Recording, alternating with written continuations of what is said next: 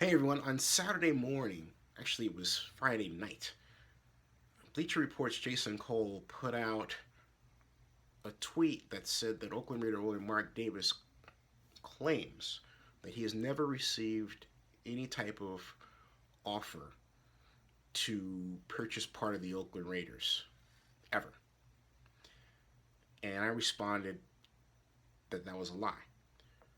I then reached out to one of my friends who's a source who's been heavily involved in this deal for some time and knows better than most what's happening. Actually, knows better than all but maybe a handful of people. And I say handful, it'd be three.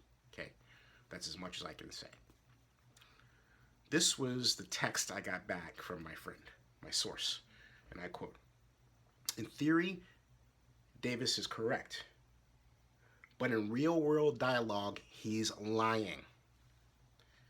There has not been yet an official written offer because we are working on getting the land deal done first. Without a land deal, there is no stadium deal. So Mark is using all that for cover to keep the Vegas talk alive as leverage."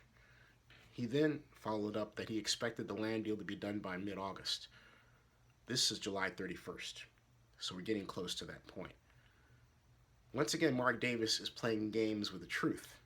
And frankly speaking, he's creating alternative reality. He did this before. At the NFL owners meeting last year at the Ritz-Carlton, when I specifically asked him if he was working behind the back of the city of Oakland and working with Carson.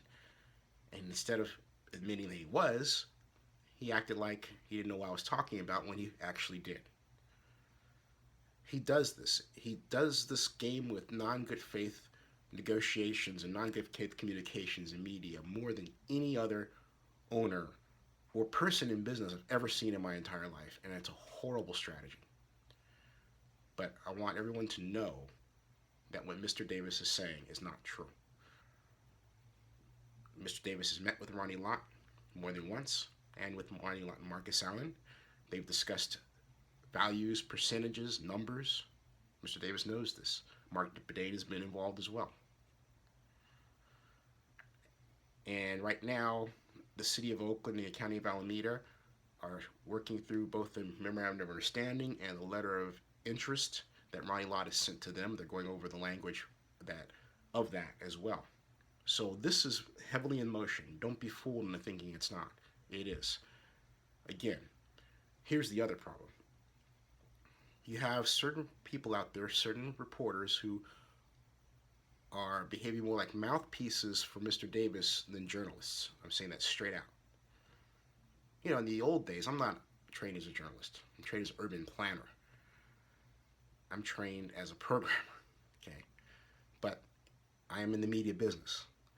And I know enough to know that if you hear a quote one way, you at least go to a person you think may have the opposite quote and say, hey, this person said this. What do you think? And they can either choose not to comment or comment.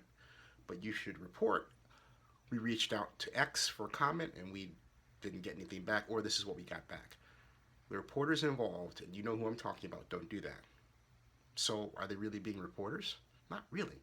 Not in the classic sense of what journalism is. And it really hampers the ability of people to really understand exactly what's going on with respect to the Raiders' quest to get a new stadium. And then those same people always chime in with their own editorial comment. Well, you know, Oakland's never done anything. They're not going to do anything now. That's not the point.